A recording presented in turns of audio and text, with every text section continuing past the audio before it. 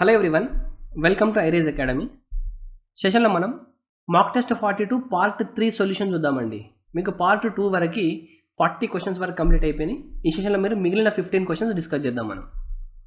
So question number 41 అండి. 2 cities A and B are at a distance of 120 kilometers from each other.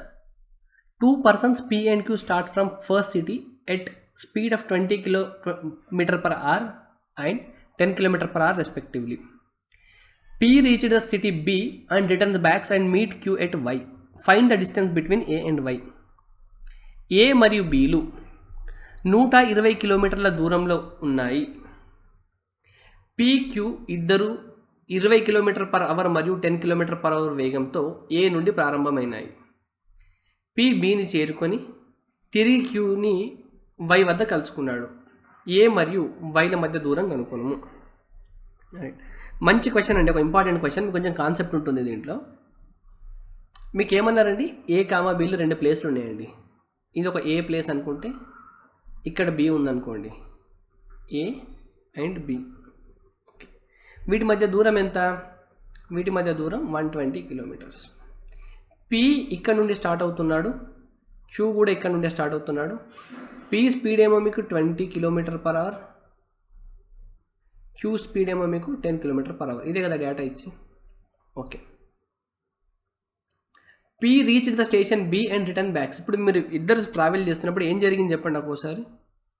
P ఏమో dead ఎండ్కి reach అవుతాడండి. P అనే person ఇలా, ఇప్పుడు Q అనే person, సరే మీరు స్టార్టింగ్ Q తీసుకోండి, తర్వాత P తీసుకుంటే మీకు ఈజీ అర్థమవుతుంది, లేదా ఎలా అయినా తీసుకోండిలే.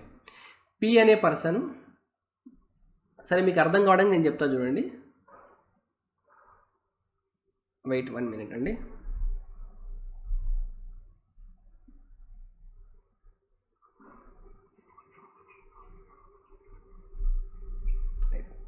ఇక్కడ ఇది A అనే ప్లేస్ ఉంది, ఇది B అనే ప్లేస్ ఉంది. డిస్టెన్స్ 120 కిలోమీటర్స్ కదా. ఓకే, డిస్టెన్స్ కూడా కొద్దిసేపు తీసేస్తే మీకు ఈజీగా అర్థమవుతుంది. P ఇలా వెళ్తున్నాడండి. ఓకే, Q ఇలా వెళ్తున్నాడు. P స్పీడ్ ఏమో మీకు 20 km/h, 20 km/h. Q స్పీడ్ ఏమో మీకు 10 km/h. ఇప్పుడు ఇద్దరు వెళ్తుంటే ఈయన స్పీడ్ ఎక్కువ ఉంది కాబట్టి ఈయన ఫస్ట్ B అనే ప్లేస్కి రీచ్ అవుతాడు కదండి. అంటే ఇక్కడ నుండి ఇలా ఇక్కడికి రీచ్ అవుతాడు. ఈ టైంకి ఈయన ఇక్కడ వరకు వస్తాడు. మళ్ళీ ఈయన ఇక్కడ నుండి ఇలా రిటర్న్, ఇక్కడ నుండి ఇలా రిటర్న్ వచ్చి ఇక్కడ కలుసుకుంటారు ఇద్దరు. ఈ ప్లేస్లో కలుసుకుంటారంట. ఈ ప్లేస్ని Y అన్నారు. ఓకే, ఈ ప్లేస్లో Y అనే ప్లేస్లో కలుసుకుంటారు. అయితే ఏకి వైకి మధ్య డిస్టెన్స్ ఎంత అని క్వశ్చన్ అండి. ఇప్పుడు మీరు నాకు చెప్పాల్సింది ఏంటంటే టోటల్ డిస్టెన్స్ ఎంత ఇక్కడ నుండి ఇక్కడికి? టోటల్ డిస్టెన్స్ ఏమో మీకు 120 కిలోమీటర్స్. ఓకే, ఇద్దరు కలిసి ట్రావెల్ చేసిన డిస్టెన్స్ చెప్పండి. P ఏమో ఇక్కడ నుండి స్టార్ట్ వెళ్ళి ఇక్కడి వరకు వచ్చినాడా? ఇక్కడ నుండి ఈ డిస్టెన్స్ని ఎవరు కవర్ చేసినారు? Q కవర్ చేసినారు. ఇద్దరు కలిసి కవర్ చేసిన డిస్టెన్స్ ఎంత? ఇద్దరు కలిపి 240 కిలోమీటర్స్ కవర్ చేసినారు. ఎందుకంటే ఈయన 120 కవర్ చేసినాడు. ఈ రివర్స్లో ఈయన ఇంతవరకు కవర్ చేస్తే ఈయన ఎంతవరకు కవర్ చేస్తే టోటల్ డిస్టెన్స్ 240 కవర్ అయిపోయింది. ఓకే, ఇద్దరు కలిసి 240 కిలోమీటర్స్ కవర్ చేసినారు. ఇప్పుడు టైం గురించి మాట్లాడదాం చూడండి. ఇద్దరు సేమ్ టైం ట్రావెల్ చేసినారా లేదా అండి? P ఏమో సేమ్ టైంలో ఇక్కడ నుండి ఇక్కడి వరకు వచ్చినారు. ఇద్దరు ఒకటే టైంకి స్టార్ట్ అయినారు అండ్ ఇద్దరు ఇక్కడ కలుసుకున్నారు. సో P ఏమో ఇలా వెళ్ళి ఇలా వస్తున్నాడు, Q ఏమో స్పీడ్ తక్కువ ఉంది కాబట్టి ఇక్కడ వరకు వస్తున్నారు. ఇద్దరు ట్రావెల్ చేసిన డిస్టెన్స్ టైం సేమ్ ఉంది కదండి. టైం కనుక సేమ్ అయినప్పుడు T అనేది కనుక సేమ్ అయితే, T సేమ్ అయితే మీకు speeds ratio equal to distance ratio కావాలండి. ఇది మీకు concept. Speeds ratio equal to distance ratio అంటే టైం సేమ్ అయినప్పుడు వీళ్ళ స్పీడ్స్ రేషియోలు ఏ రేషియోలు ఉన్నాయండి? స్పీడ్స్ Pకి Qకి 2:1 రేషియోలు ఉన్నాయా? స్పీడ్స్ 20:10 అంటే 2:1 రేషియోనా? సో టైం డిస్టెన్స్ కూడా 2:1 రేషియోనే ఉంటుంది. టైం సేమ్ అయినప్పుడు speed ratio and distance ratio same అవుతుంది. Distance ratio. సో స్పీడ్స్ 2:1 రేషియోలు ఉన్నాయి కాబట్టి డిస్టెన్స్ 2:1 రేషియోలు ఉండాలి. అంటే సేమ్ టైంలో P కవర్ చేసిన డిస్టెన్స్ అనేది సేమ్ టైంలో Q కవర్ చేసిన డిస్టెన్స్ అనేది 2:1 రేషియోలు ఉంటుంది. అంటే P అనేది కనుక 2 పార్ట్స్ డిస్టెన్స్ కవర్ చేస్తే Q 1 పార్ట్ డిస్టెన్స్ కవర్ చేయాలి. సో ఇప్పుడు P ఎంత అండి? ఇది 2 పార్ట్స్. P ఇక్కడ నుండి ఇక్కడ వరకు 2 పార్ట్స్ డిస్టెన్స్ కవర్ చేస్తే Q ఇక్కడ నుండి ఇక్కడికి 1 పార్ట్ డిస్టెన్స్ కవర్ చేయాలి. మొత్తం టోటల్ డిస్టెన్స్ కవర్ చేసింది ఎంత? వీళ్ళు 3 పార్ట్స్ కదా డిస్టెన్స్. 3 పార్ట్స్ డిస్టెన్స్ వాల్యూ ఎంత చెప్పండి. ఈ మొత్తం డిస్టెన్స్ ఎంత, ఈ మొత్తం ఒక్కసారి 120, సో టోటల్ అంటే 240 కదా. 3 పార్ట్స్ వాల్యూ 240 అయితే ఏకి వైకి మధ్య డిస్టెన్స్ అంటే క్యూ ట్రావెల్ చేసిన డిస్టెన్సేనా. క్యూ ఇక్కడ నుండి ఇక్కడ వరకు వస్తారు, ఇదే కదా ఏకి వైకి డిస్టెన్స్. ఇది 1 పార్ట్ అనుకున్నాం కదా మీరు. ఇప్పుడు 1 పార్ట్ వాల్యూ ఎంత, 3 పార్ట్ వాల్యూ 240 అయితే 1 పార్ట్ వాల్యూ 80 కదా. సో ఆప్షన్ డి మీకు రైట్ ఆన్సర్ అవుతుందండి. ఇటువంటి అన్ని ఇంపార్టెంట్ క్వశ్చన్స్ అండి. ఇవి రిపీటెడ్గా మీకు ఎగ్జామ్లో వచ్చే ఛాన్స్ ఉంటుంది ఇటువంటి క్వశ్చన్స్కి. Question number 42. A man covers a certain distance from A to B on scooter. Had he moved 2 km faster, he would have taken 1 hour less. If he had moved 2 km slower, he would have taken 2 hours more. Find distance between A and B. ఒక వ్యక్తి కొంత దూరం A నుండి Bకు స్కూటర్పై ప్రయాణిస్తున్నాడు. అతను ఒకవేళ 2 km/h ఎక్కువ వేగంతో ప్రయాణిస్తే 1 గంట తక్కువ సమయం పడుతుంది. ఒకవేళ 2 km/h తక్కువ వేగంతో ప్రయాణిస్తే 2 గంటల సమయం ఎక్కువ పడుతుంది. ఏ నుండి బీకి మధ్య గల దూరం ఎంత. ఇది కూడా మీకు one of the important question. ఇప్పుడు ఒక విషయం చెప్పండి, డిస్టెన్స్ అనేది డి ఉందనుకోండి, డిస్టెన్స్ డి ఉంది. డిస్టెన్స్ డీని ట్రావెల్ చేయడానికి ఫర్ ఎగ్జాంపుల్ అతనికి ఎంతో కొంత టైం పడుతుంది. డిస్టెన్స్ అనేది డి ఉంది, డిస్టెన్స్ డీని ట్రావెల్ చేయడానికి అతనికి ఎంతో కొంత టైం పడుతుంది అనుకోండి. ఇప్పుడు స్పీడ్ పెంచితే టైం ఏమవ్వాలండి, తగ్గాలి. స్పీడ్ తగ్గిస్తే ఏమవ్వాలి, టైం పెరగాలి. అంతే కదా. మీరు తక్కువ స్పీడ్తో వెళ్తుంటే ఎక్కువ టైం పడుతుంది, మీకు ఎక్కువ స్పీడ్తో వెళ్తే తక్కువ టైం పడుతుంది కదా. ఏ man covers a certain distance from A to B అని స్కూటర్ అంటే ఒక డిస్టెన్స్ వెళ్తున్నాడు ఏ నుండి బీకి, కొంత టైం పట్టేది ఇంతకుముందు. హ్యాడ్ ఈ మూవ్డ్ 2 km ఫాస్టర్, 2 km కనుక స్పీడ్తో వెళ్తే అతనికి టైం తక్కువ పడుతుంది కదా, ఇంతకు ముందు కన్నా 1 గంట తక్కువ పడుతుంది. ఇప్పుడు దీనికి మీకు ఒక ఫార్ములా ఉంటుందండి, షార్ట్ కట్ లాగా గుర్తుపెట్టుకోవాలి. ఎప్పుడైనా స్పీడ్ పెరిగింది అనుకోండి టైం తక్కువ అవుతుంది కదా. దీనికి ఫార్ములా ఏముంటుందంటే డిస్టెన్స్ డి ఈక్వల్ టు, ఇంత స్పీడ్ పెరిగినప్పుడు ఇంత టైం తగ్గింది అని ఇచ్చినారనుకోండి, అప్పుడు డిస్టెన్స్ ఎలా ఉంటుందంటే డి ఈక్వల్ టు ఒక సేమ్ డిస్టెన్స్ని ట్రావెల్ చేయడానికి స్పీడ్ ఇంత పెరిగితే టైం ఇంత తగ్గింది అన్నారనుకోండి, దానికి మీరు formula S1 into S2 by S1 minus S2 into delta T, ఇది అవుతుందండి. మీకు ఇంతకుముందు స్పీడు ఇప్పుడు స్పీడ్ ఇచ్చి చేంజ్ ఇన్ టైం తెలుసు అనుకోండి, అప్పుడు డిస్టెన్స్ క్యాలిక్యులేట్ చేయొచ్చు. సేమ్ డిస్టెన్స్ ట్రావెల్ చేయడానికి మీరు ఇంతకుముందు S1 స్పీడ్తో ట్రావెల్ చేస్తుంటే ఇప్పుడు స్పీడ్ ఇంక్రీజ్ చేసి S2 స్పీడ్తో ట్రావెల్ చేస్తే టైం అనేది తగ్గుతుంది కదా. ఇది డెల్టా టీ అంటే ఎంత తగ్గిందో చేంజ్ ఇన్ టైం అన్నట్టు, ఇది కాన్సెప్ట్ మీకు. సో ఇప్పుడు డి ఈక్వల్ ఏమవుతుంది చెప్పండి నాకు. ఫస్ట్ కేసులో స్పీడ్ కనుక ఇంతకుముందు ఎస్ స్పీడ్తో వెళ్తున్నాడు అనుకోండి, ఇప్పుడు స్పీడ్ ఎంత పెరిగిందంటే 2 km పెరిగిందా. ఇంతకుముందు ఎస్ స్పీడ్తో వెళ్తే ఇప్పుడు S+2తో స్పీడ్తో వెళ్తున్నాడు. Okay, S1 into S2 by S1 minus S2 అంటే present speed minus previous speed, S1 minus S2 అన్నా లేదా S2 మైనస్ S1 అనుకున్నా, ఏదైనా ఒకటి. డిఫరెన్స్ ఇన్ స్పీడ్ ఇది S1 మైనస్ S2 అనొచ్చు, లేదా దీన్ని డెల్టా ఎస్ అనొచ్చు. Difference in speed. Difference in time ఎంత అండి, 1 అవర్ తగ్గిందా. ఓకే, ఇది డిస్టెన్స్గా రాసుకోవచ్చా. సెకండ్, మళ్ళీ ఇక్కడ నుండి ఇక్కడికి మళ్ళీ డేటా ఇచ్చినారు కదా మీకు. If you had move 2 km/h slower, ఒకవేళ అతను 2 km కనుక స్లోవర్ వెళ్తే టైం అనేది 2 hours ఎక్కువ పడుతుందంట. ఇప్పుడు డి రాయండి, డి వాల్యూ ఏమవుతుంది, డి ఈక్వల్ టు ఇంతకుముందు కనుక స్పీడ్ ఎస్ ఉంటే ఇప్పుడు S-2 అయింది అనుకోండి, స్పీడ్ తగ్గితే ఇప్పుడు difference in speed delta s ఎంత అవుతుంది, మళ్ళీ 2 అవుతుంది. టైం ఎంత, చేంజ్ ఇన్ టైం 2 hours, ఇప్పుడు 2 hours ఎక్కువ పడుతుంది కదా. ఇది కూడా డీనే, ఇది కూడా డీనే, అంటే ఈ రెండు ఈక్వల్ కావాలి కదండి మీకు. రెండు డీనే కాబట్టి ఈ రెండు ఈక్వల్ కావాలి, రైట్. ఇప్పుడు ఇది డిస్టెన్సే, ఇది డిస్టెన్సే, ఇది డిస్టెన్సే, ఇది డిస్టెన్సే. ఫస్ట్ కేసు నుండి మీకు డిస్టెన్స్కి ఇది వచ్చింది, సెకండ్ కేసు నుండి డిస్టెన్స్ ఇది వచ్చింది, అంటే ఈ రెండు డిస్టెన్స్లు సేమ్ కాబట్టి ఈక్వల్ చేసుకోవచ్చా, చేసుకోవచ్చు. మీకు ఎగ్జామ్లో ఈ స్టెప్ ఉంది చూసినారా అండి, ఈ స్టెప్ మీరు డైరెక్ట్గా రాయడం రావాలండి. ఈ స్టెప్ డైరెక్ట్గా రాస్తే మీకు టైం అనేది సేవ్ అవుతుంది మీకు.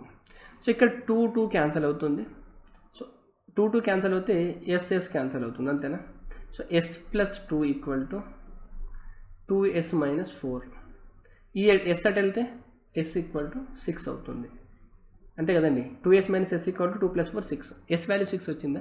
డిస్టెన్స్ కావాలి కాబట్టి డిస్టెన్స్ ఈక్వల్ టు దీంట్లో అయినా సబ్స్టిట్యూట్ చేయండి. S into S+2 by so S value 6, 6 + 2 అంటే 8/2, 2 3 times, 3 × 2 ఎంత 84. ఇక్కడ సబ్స్టిట్యూట్ చేసినా కూడా మీకు అదే వాల్యూ వస్తుంది. సో ఆప్షన్ ఎక్కడుందండి 24 ఆన్సర్ మీకు B right answer. Question number 43. A, B, C can do a piece of work in 30, 20 and 10 days respectively. A is assisted by B on one day and by C on the next day alternatively. How long would the work take to finish? ABC అనే ముగ్గురు వ్యక్తులు ఒక పనిని వరుసగా ABC ముగ్గురు వ్యక్తులు 30, 20, 10 రోజుల్లో పూర్తి చేస్తారు. ఓకే, ఫస్ట్ ఇక్కడ వరకు చూద్దాం. టోటల్ వర్క్ ఏమనుకోవాలండి? టోటల్ వర్క్ అంటే ఎల్సిఎం ఆఫ్ దిస్ కదా, 30, 20, 10కి ఎల్సిఎం 60 టైమ్స్ ఇవి. ఎఫిషియన్సీస్ ఏమవ్వాలండి? 30 డేస్లో 60 యూనిట్స్ వర్క్ చేయాలంటే రోజుకు 2 చేయాలి. 20 × 3 అంటే 60, 10 × 6 అంటే 60, అంటే రోజుకి 6 యూనిట్స్ వర్క్ చేయాలి 10 డేస్లో వర్క్ కంప్లీట్ చేస్తే. ఏ ఈజ్ అసిస్టెడ్ బై బి అంత 1 డే, అంటే ఫస్ట్ డే ఏకి బి హెల్ప్ అవుతుంది. ఫస్ట్ డే 2 + 3 వర్క్ జరుగుతుంది ఫస్ట్ డే. సెకండ్ డే ఏం జరుగుతుంది? ఏకి ఎవరు హెల్ప్ చేస్తారు? సి చేస్తారు, అంటే 2 + 6 టోటల్ 8. అంటే మీకు 2 డేస్ కంప్లీట్ అయ్యేసరికి వర్క్ ఎంత అయిపోతుందండి? 2 డేస్ అయ్యేసరికి 5 + 8 13 అయిపోతుంది. 2 డేస్ అయ్యేసరికి 13 అయిపోతుంది. మీకు వర్క్ ఎంత ఉంది? 60 ఉందా? ఇంటూ 4 చేసినారనుకోండి, ఇంటూ 4 చేస్తే ఎంత అవుతుంది? 8 డేస్ కదా. 8 డేస్ అయ్యేసరికి ఇంటూ 4 చేయండి, 52 వరకు అయిపోతుంది. 2 రోజుల 13 అంటే 8 రోజుల్లో 52 వరకు అయిపోతుంది. 9th డే ఏమవ్వాలి మీకు? 9th డే మళ్ళీ 2 + 3 ఇద్దరు 5 వరకు అయిపోతుంది. ఇప్పటివరకు ఎంత అయిపోయింది? 57 అయిపోయింది. మిగిలిన వర్క్ ఎంత? 3 ఉంది. మిగిలిన వర్క్ 3ని నెక్స్ట్ తర్వాత రోజు ఎవరు చేయాలి? 2 + 6 8 చేయాలి, అంటే 3/8th డే, అంటే 57 + 3 అంటే 9th డే కదండి, 57 కాదు, 3/8th డే అంటే మీకు 57 వరకు అయిపోయింది ఇప్పటికి. తర్వాత 9th డే తర్వాత ఇంకొక 3/8 డేస్, అంటే ఆప్షన్ ఏ రైట్ ఆన్సర్ అండి. 9 డే వరకు మీకు 57 వరకు అయిపోయింది. మిగిలిన వర్క్ ఎంత ఉంది? మిగిలిన 3 యూనిట్స్ వర్క్స్ని ఇద్దరు కలిపి ఒక రోజులో 8 యూనిట్స్ వర్క్ చేస్తారు కాబట్టి 3/8th డే కావాలి. సో 9 3/8 డేస్లో మీకు టోటల్ వర్క్ కంప్లీట్ అయిపోతుంది. క్వశ్చన్ నెంబర్ 44 అండి. 5 boys and 3 girls can together cultivate 23 acres of field in 4 days. And 3 boys and 2 girls together can cultivate 7-acre field in 2 days. How many girls will be needed together with 7 boys if they cultivate 45 acres of field in 6 days? 5 మంది బాలురు మరియు 3 బాలికలు కలిసి 23 ఎకరాలను 4 రోజులలో పండించగలరు. మరియు 3 బాలురు మరియు 2 బాలికలు కలిసి 7 ఎకరాలను 2 రోజుల్లో పండించగలరు. 7 బాలురతో ఎంతమంది బాలికలు కలిసినా వారు 45 ఎకరాలను 6 రోజుల్లో చేస్తారు. M1 D1 H1/W1 chain rule concept ఉంటుంది కదా, దాంతో మీకు ఈజీ వస్తుందండి. ఫస్ట్ ఏముందండి మీకు? M1 అంటే ఇక్కడ ఎవరు ఉన్నారు? 5 బాయ్స్ ఉన్నారు, 3 గర్ల్స్ ఉన్నారు. M1 ఇది టోటల్ నెంబర్ ఆఫ్ మెన్ కదా, 5 బాయ్స్ + 3 గర్ల్స్ కలిపి ఎన్ని రోజుల్లో? 4 డేస్లో. M1 D1/W1 వర్క్ కింద వస్తుంది కదా, 23 acres. ఇది టోటల్ వర్క్, అంతేనా? ఇదే వర్క్ని చేయడానికి 3 బాయ్స్ 2 గర్ల్స్కి ఎంత? 7 acres అయితే ఇక్కడ ఎంత అండి? 2 days. నెక్స్ట్ ఈ రెండు ఈక్వల్ కదా మీకు. 5 boys 3 girls can together cultivate 23 acres of field in 4 days అయితే 3 బాయ్స్ 2 గర్ల్స్ ఇన్ 2 days 7. ఇంకొక డేటా ఏమి ఇచ్చినారు మీకు? How many girls will be needed together with 7 బాయ్స్తో ఒక n member girls if they cultivate 45 acres of field in 6 days. అయితే ఎన్ని మంది కావాలి? 5 బాలురు 3 గర్ల్స్, 5 బాయ్స్ 3 గర్ల్స్ 23 acres ఫీల్డ్ని 4 daysలో చేస్తున్నారంట. 3 బాయ్స్ 2 గర్ల్స్ 7 acresని 2 daysలో చేస్తున్నారు. అయితే ఎంతమంది గర్ల్స్ కావాలి 7 బాయ్స్తో? వాళ్ళు 6 daysలో 45 acres ఇది చేయాలి. ఫస్ట్ ఈ రెండు ఈక్వేషన్లను కనుక మీరు సాల్వ్ చేస్తే మీకు బీకి జీకి రేషియో వస్తుందండి. అంటే ఈ రెండింటిని సాల్వ్ చేయండి మీరు ఒకసారి. ఇది ఎంత? 2 టైమ్స్ క్యాన్సిల్ అవుతుందా? అవుతుంది. 2 × 5 10, 10 × 7 ఎంత? 70B plus 2 × 3 6, 6 × 7 42, G equal to 23 into 3 69 B plus 23 into 2 46 G. 69 B ఇటు వస్తే ఒక B అవుతుంది, 42 అటు వెళ్తే 46 minus 42 అంటే 4G అవుతుంది. So B by G equal to 4/1. అంటే B ఎఫిషియన్సీ 4 అయితే G ఎఫిషియన్సీ 1 అవ్వాలి కదా. B 4G1ని దీంట్లో సబ్స్టిట్యూట్ చేసుకోండి. 3 boys 3 into 4 12 plus 2 girls 2 into 1 2 into వీళ్ళు 2 డేస్లో ఇంటూ 2/7 ఈక్వల్ టు, ఇప్పుడు ఇక్కడ బీజీ సబ్స్టిట్యూట్ చేసుకోండి మీరు. 7 into boys 4 n member girls efficiency 1 into ఇక్కడ ఇంటూ ఏం రావాలండి మీకు 6/45. చూడండి ఇది 714 అంటే ఇది 2 అంటే 2 into 2 4 వచ్చిందా, వచ్చింది. 4 అంటే ఇక్కడ ఉన్న ఒక 2 ఒక 3తో క్యాన్సిల్ చేస్తే ఇది 3 15 టైమ్స్ క్యాన్సిల్ చేస్తుంది. నేను ఇక్కడ పైన రాస్తున్నా చూడండి 15 into 2 30 మిగిలిందా. 30 equal to 7 4 28 plus n. So n equal to ఎంత అండి 2. Sorry n equal to 2. n equal to 2. Option B మనకి సరిపోతుంది. Question number 45. 40% can finish a work in 60 days. If 40% start the work and at the end of every 10 days 40 more persons of the same efficiency join them, then how long will it take to complete the work? 40 మంది వ్యక్తులు ఒక పనిని 60 రోజుల్లో పూర్తి చేయగలరు. 40 మంది పని ప్రారంభించిన ప్రతి 10 రోజులకు 40 మంది ఎక్కువ పనిలో చేరిన మొత్తం పని పూర్తి అవ్వడానికి ఎంత సమయం పడుతుంది? ఇనిషియల్గా ఏమన్నారండి, 40 మెంబర్స్ 60 డేస్లో వర్క్ కంప్లీట్ చేస్తారు కదా. 40 మెంబర్స్ 60 డేస్ అంటే ఫర్ ఎగ్జాంపుల్ ఒక పర్సన్ రోజుకి ఒక యూనిట్ వర్క్ చేస్తే టోటల్ వర్క్ ఏమవ్వాలండి మీకు?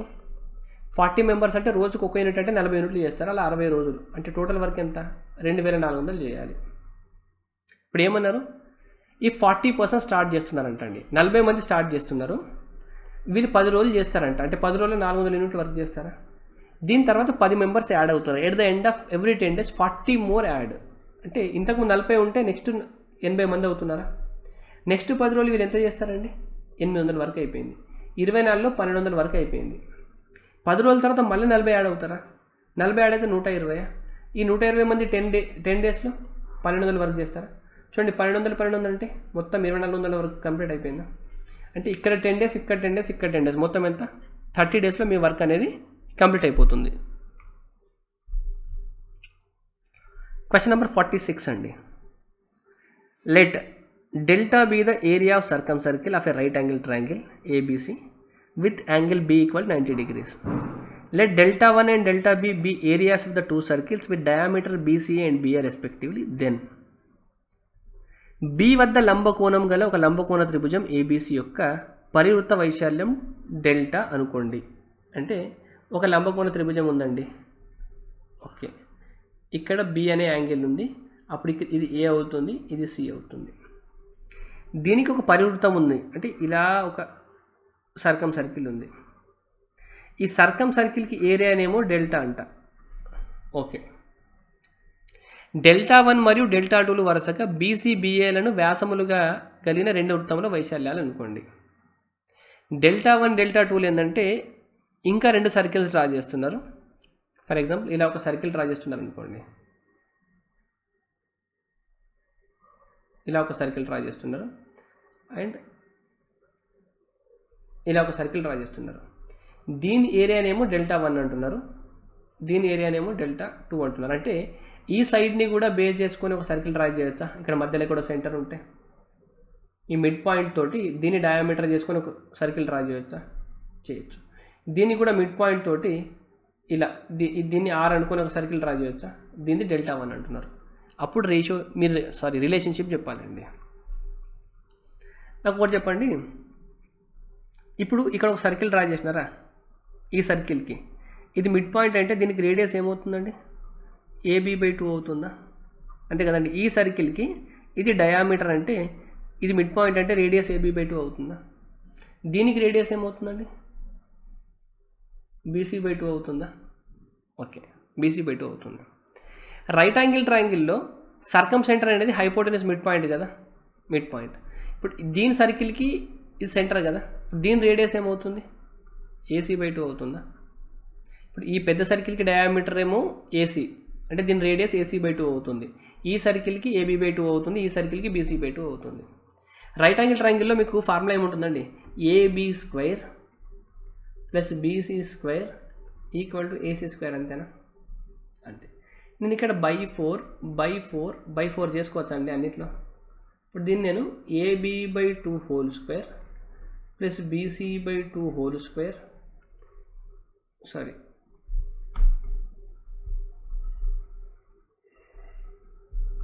Equal to AC/2 whole square చేసుకోవచ్చా? రాసుకోవచ్చు కదండి. AB² + BC² = AC². సో అన్నిటికీ నేను బై 4 చేసుకోవచ్చు, ఎందుకంటే క్యాన్సల్ అయిపోతాయి కాబట్టి.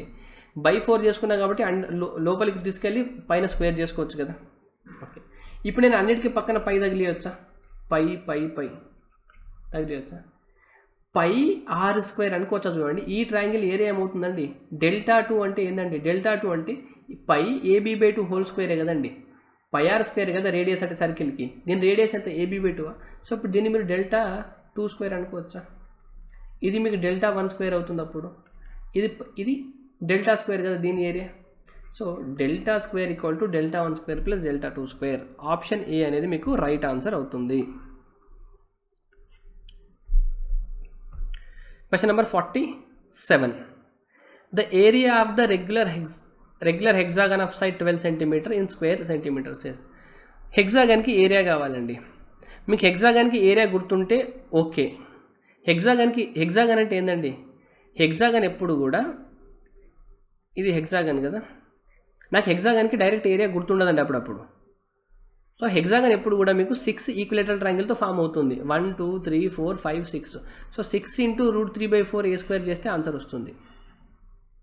సో మీకు డైరెక్ట్ హెక్సాగన్కి ఏరియా అంటే 3 √3/2 A². ఇది హెక్సాగన్ ఏరియా. ఒకవేళ గుర్తు లేకపోతే మీరు ఇలా క్యాలిక్యులేట్ చేసుకోవాలి. సో 3 √3/2 సైడ్ ఎంత అన్నారంటే 12, అంటే 144, అంటే 72. 72 × 3 ఎంత, 72 × 3 అంటే 216 √3. Option A. If k is the least positive integer such that each one of 3k/2, 4k/3, 9k/2, 7k/2 and 21k/4 is an integer, then k² = ఇక్కడ మీరు k ప్లేస్లో కనుక ఏదో ఒక వాల్యూ సబ్స్టిట్యూట్ చేస్తే ఈ ఫ్రాక్షన్స్ అన్నీ మీకు ఇంటీజర్ వాల్యూస్ రావాలి. ఫర్ ఎగ్జాంపుల్ k ప్లేస్లో కనుక మీరు 3 తీసుకున్నారనుకోండి, 3 × 9 ఎంత, 27/4. ఇది ఇంటీజరా? కాదు. అంటే కేని మీరు 4 క్యాన్సిల్ చేసేటట్టు ఉండాలి. ఇక్కడ కేని 2 క్యాన్సిల్ చేయాలి ఖచ్చితంగా, ఎందుకంటే ఇంటీజర్ వాల్యూ రావాలంటే ఇక్కడ 2 ఉండాలి. ఇక్కడ 4k ఉందా, ఈ k ప్లేస్లో 3 క్యాన్సిల్ చేసేటట్టు ఒక నెంబర్ ఉండాలి, k ప్లేస్లో 2ని క్యాన్సిల్ చేసేటట్టు ఒక నెంబర్ ఉండాలి. లేదంటే మీకు అది ఏమవుతుంది, ఇప్పుడు 21k/4 ఉంది, ఇక్కడ ఖచ్చితంగా 4 మల్టిపుల్ రావాలి మీకు. అప్పుడే 4 మల్టిపుల్ని క్యాన్సిల్ చేసి మీకు ఇంటీజర్ ఇస్తుంది. ఇక్కడ కనుక 4 మల్టిపుల్ లేకపోతే మీకు డెసిమల్స్లో వస్తాయి కదా. అంటే ఇప్పుడు k వాల్యూ మీరు ఎలాంటిది అయి ఉండాలంటే 2 తోటి, 3 తోటి, 4 తోటి, 2 తోటి, 4 తోటి క్యాన్సిల్ అయ్యేటట్టు ఉండాలి. ఫర్ ఎగ్జాంపుల్ k వాల్యూ ఏదో ఒకటి అనుకోండి. ఏదో ఒకటి ఏముంది, డినామినేటర్లో హైయెస్ట్ వాల్యూ ఏముంది, 4 ఉంది కదా. k వాల్యూ కనుక 4 తీసుకుంటే 4 క్యాన్సిల్ అయిపోయి ఇక్కడ మీకు ఇది ఇంటీజర్ అవుతుంది. 4 తీసుకుంటే 2 టైమ్స్ క్యాన్సిల్ అయ్యి ఇంటీజర్ అవుతుంది. 4 తీసుకుంటే అవుతుంది, కానీ 3 కాదు కదా. సో 4 వాల్యూ 12 తీసుకోవాలి. అప్పుడు మీరు LCM of all these, k value మీకు ఎప్పుడు కూడా ఎల్సిఎం ఆఫ్ 2 3 4 2 అండ్ 4 2 ఇది 12 అవుతుంది. అంటే k వాల్యూ కనుక మీరు 12 తీసుకుంటే ఇవన్నీ మీకు ఇంటీజర్స్ అవుతాయి. సో ఇప్పుడు మీకు k² అడిగినారు కాబట్టి ఆప్షన్ డి రైట్ ఆన్సర్ అవుతుంది. లేదా మీరు సాల్వ్ చేయాల్సిన అవసరం కూడా లేదండి, ఎందుకంటే మీరు ఆప్షన్స్ని కనుక అబ్జర్వ్ చేస్తే మీకు k వాల్యూ ఏదో ఒక వాల్యూ ఉంటుంది కాబట్టి k² అంటే మీకు ఆప్షన్లో స్క్వేర్ వాల్యూ ఏదో అని చెప్పండి. మీకు 252 అనేది స్క్వేర్ వాల్యూ కాదు, ఇది స్క్వేర్ వాల్యూ కాదు, ఇది స్క్వేర్ వాల్యూ కాదు, మీకు స్క్వేర్ వాల్యూ ఉన్నది ఇది ఒకటే ఉంది. సో ఆప్షన్ డి మీరు డైరెక్ట్గా మార్క్ చేయొచ్చు. Question number 49. ఇది మీకు ప్రీవియస్ క్వశ్చన్ అండి, ఏపీఎస్ఐలో వచ్చిన క్వశ్చన్ చూస్తే భయంకరంగా ఉంది, కానీ లాజిక్ తోటి మాత్రం మీరు క్వశ్చన్ని సాల్వ్ చేయొచ్చండి. ఓకే, ఇప్పుడు ఎక్స్ప్లెయిన్ చేస్తా చూడండి. నేను ఎక్స్ వాల్యూ ఎంత ఉంది చెప్పండి నాకు ఒకసారి. ఎక్స్ వాల్యూ ఇది 1 ఉందా? 1/4 అంటే 0.25. ఓకే, 1/2³ అంటే 8. 1/8 అంటే 0.125 ఇలా. సో మీకు మొత్తానికి ఎక్స్ వాల్యూ అయితే గ్రేటర్ దెన్ 1 అని అర్థమైంది కదండి. ఎక్స్ వాల్యూ గ్రేటర్ దెన్ 1 అని అర్థమైంది కదా, ఎందుకంటే 1 కన్నా ఎక్కువనే ఉంది. 1.25 ఇది 0.25 అంటే ఎక్స్ వాల్యూ గ్రేటర్ దెన్ 1 అని మీకు అర్థమైపోయింది. ఓకే, వై వాల్యూ చెప్పండి నాకు ఒకసారి. ఇది ఎంత వచ్చిందండి ఎక్స్ వాల్యూ? 1.25 కన్నా ఎక్కువ ఉంది, ఎందుకంటే ఇది 1.25 కన్నా ఎక్కువ ఉంది కదా ఎక్స్ వాల్యూ. మళ్ళీ ఇంకొక హాఫ్ యాడ్ అయిందా? హాఫ్ అంటే 0.5. మళ్ళీ x/9 ఇక్కడ చేస్తే ఏదో ఒక వాల్యూ వస్తుంది. ఎక్స్ వాల్యూ మీకు 1.25/9 చేస్తే ఎంతో కొంత వాల్యూ వస్తుంది, పాజిటివ్ వాల్యూ వస్తుందా? అంటే వై వాల్యూ కూడా గ్రేటర్ దెన్ 1 అని అర్థమైందా? వై వాల్యూ కూడా గ్రేటర్ దెన్ 1 ఉండాలి. అండ్ వై వాల్యూ ఎక్స్ కన్నా ఎక్కువ ఉండాలి, ఎందుకంటే Y equal to X plus something ఉంది. ఎక్స్ ప్లస్ సంథింగ్ అంటే Y value greater than X అని అర్థం అవ్వాలి మీకు. వై వాల్యూ ఎక్స్ ప్లస్ తర్వాత ఇంకా యాడ్ అవుతుంది అంటే వై వాల్యూ ఎక్స్ కన్నా గ్రేటర్ దెన్ కదా. ఓకే, వై వాల్యూ ఎక్స్ కన్నా గ్రేటర్ దెన్ అని అర్థమైంది. ఎక్స్ వాల్యూ గ్రేటర్ దెన్ ఉంది. So X value greater then ఉంది, 1 ఉంది. వై వాల్యూ ఎక్స్ కన్నా పెద్దది కాబట్టి వై వాల్యూ కూడా ఖచ్చితంగా గ్రేటర్ దెన్ 1 అవ్వాలి. ఇది కండిషన్ కదా. ఇప్పుడు ఆప్షన్ చూడండి, మీకు ఎక్స్ వాల్యూవే గ్రేటర్ దెన్ 1 ఉంది. ఎక్స్ ప్లస్ వై కలిపితే లెస్ దెన్ 1 అంట. ఎక్స్ ప్లస్ వై కలిపితే మీకు ఖచ్చితంగా 2 కన్నా ఎక్కువ ఉండాలి, ఇది 1 తక్కువ. ఎక్స్ ఈక్వల్ టు వై అంటున్నారు, అలా కాదు కదా. వై గ్రేటర్ దెన్ ఎక్స్, ఇది కూడా మీ ఆన్సర్ అవ్వదు. Right, Y greater than X ఉందనుకోండి, ఇప్పుడు ఇదే ఆన్సర్ అవుతుందా, ఇది ఆన్సర్ అవుతుందో చెప్పండి. వై వాల్యూ పెద్దగా ఉంది కాబట్టి మీరు ఎక్స్ వాల్యూని స్క్వేర్ చేస్తే వైకి ఈక్వల్ అవుతుంది. వై వాల్యూ పెద్దగా ఉంది కాబట్టి ఎక్స్ని స్క్వేర్ చేస్తే వైకి ఈక్వల్ అవుతుంది. కానీ వై వాల్యూ పెద్దగా ఉన్నప్పుడు వైని స్క్వేర్ చేస్తే మళ్ళీ ఎక్స్కి ఈక్వల్ అవుతుందా? అవ్వదు కదా. ఈ వాల్యూవే పెద్దగా ఉంది మీకు, దీన్ని స్క్వేర్ చేస్తే మళ్ళీ దీనికన్నా ఎక్కువ అవుతుంది కదా, అప్పుడు ఇది కూడా మీ ఆన్సర్ అవ్వదు. ఈ వాల్యూ ఎక్కువ ఉంది కాబట్టి దీన్ని స్క్వేర్ చేస్తే దీనికి ఈక్వల్ అయ్యే ఛాన్సెస్ ఉంటుంది. సో వై ఈక్వల్ x² అనేది మీకు రైట్ ఆన్సర్. క్వశ్చన్ నెంబర్ 50 అండి.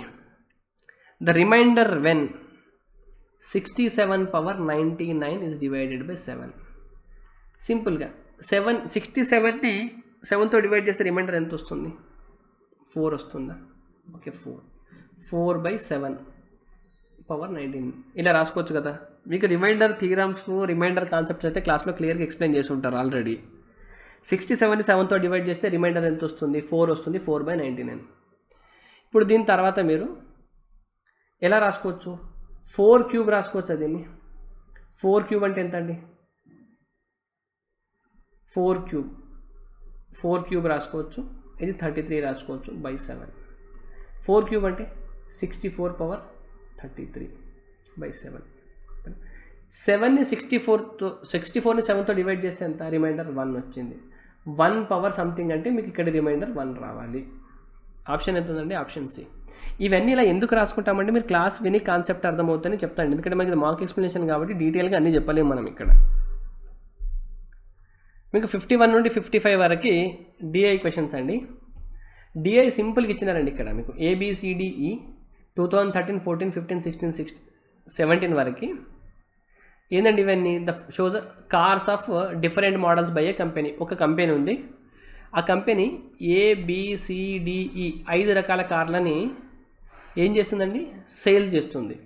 2013లో ఏ రకం కార్లను 88 సేల్ చేసింది, బి రకం కార్లను 166, ఇలా మొత్తం 764 కార్లను సేల్ చేసింది 2013లో. ఇది data, simple data. Right. Question number 51. In the year 2016, what is the approximate percentage of sales of car of type C in the total number of cars sold in the year? 2016లో type C గురించి మాట్లాడుతున్నారు అంటే 138 అనేది. What is the approximate percentage of sales of car type C in the total number of cars sold in that year? 2016లో total number of cars ఎంత sale అయినాయండి? Total ఇక్కడ వాడే క్యాలిక్యులేట్ చేసి ఇచ్చినాడు కదా, 785. ఎంత పర్సెంటేజ్ చెప్పండి? 138/785 చేస్తే సరిపోతుంది. 10% అనేది మీకు 78.5 అండి. ఓకే, ఇక్కడ మీకు ఆన్సర్ 7 ఉంది కాబట్టి 6 7కు ఉంది కాబట్టి నేను 7% తీసుకుంటాను. 7% తీసుకుంటే 7 కన్నా ఎక్కువ ఉందా, 7 ఉందా, 7 కన్నా తక్కువ ఉందా చేసుకోవచ్చు. సరే 1% అంటే దీంట్లో ఎంత చెప్పండి నాకు. 1% అంటే 7.85 కదా. సో 7% అంటే చెప్పండి నాకు. 7 35 చేతన క్యారీ 3, 7 8 56 ప్లస్ 3 59. ఓకే 7 7 49 ప్లస్ 54 అంటే 54.95 యాడ్ చేయాలి. 54.95 యాడ్ చేస్తే 5 14, 8 ప్లస్ 5 13, 8 133.45. 133.45 అనేది 17%. కానీ మీకు ఇక్కడ ఎక్కడ ఉంది 138 ఉంది. సో 138 అనేది ఖచ్చితంగా 17% కన్నా ఎక్కువ ఉండాలి మీ ఆన్సర్. 17% కన్నా ఎక్కువ ఎక్కడ ఉంది, ఒకటే దగ్గర ఉంది. ఆప్షన్ డీలో రైట్ ఆన్సర్ మీకు. 52. During the given period the car model that has registered highest growth percentage in sales is. దత్త కాల వ్యవధిలో అమ్మకాలలో గరిష్ట వృద్ధి నమోదు చేసిన కారు ఏది. ఇక్కడ మీకు ఆప్షన్లో 4 కార్స్ ఇచ్చినారు కాబట్టి ఫస్ట్ ఏ ఉన్నారండి, ఏ బి డి ఈ, వీటి గురించి కదా మాట్లాడింది. హయ్యెస్ట్ సేల్ ఇంక్రీజ్ అంటే పర్సంటేజ్ సేల్స్ ఇంక్రీజ్ ఎక్కడ ఉంది ఇచ్చిన టైం పీరియడ్ అంటే 2013 నుండి 17 వరకు హయ్యెస్ట్ పర్సంటేజ్ ఆఫ్ సేల్ ఎక్కడ ఇంక్రీజ్ ఉందని క్వశ్చన్ అండి. ఇటువంటి క్వశ్చన్ ఇస్తున్నప్పుడు మీరు కొంచెం జస్ట్ డేటాను అబ్జర్వ్ చేయాలి, ఏం ఎక్కువ రాసుకోవద్దు. జస్ట్ చూడండి 88 ఉన్నది 212 అయిందా, ఎంత పర్సెంట్ ఇంక్రీజ్ అయింది, 100% కన్నా ఎక్కువ ఇంక్రీజ్ అయింది. 80కి కనుక 90 అనుకోండి, ఇది 90కి 90 ఇంక్రీజ్ అయితే 180 అవుతుందా, ఇది 100% కన్నా ఎక్కువ ఉంది. ఇది చూడండి 166కి 194 అంటే ఇది జస్ట్ 20% కూడా ఇంక్రీజ్ కాలేదు. సో బి మీ ఆన్సర్ అవ్వదు. అర్థమైపోయిందా. 44 164 అయింది. ఇంటూ 3 చేయండి. ఇంటూ 3 చేస్తే 44 ఇంటూ 3 చేస్తే మీకు ఎంత వస్తుందని 132 వస్తుంది. ఇంటూ 3 చేస్తే 132 వస్తుందా అంటే ఇది 200% కన్నా ఎక్కువ ఇంక్రీజ్ అయినట్టు. 100% అంటే 44 కదా, 200% ఇంక్రీజ్ చేస్తే 88 అవ్వాలి.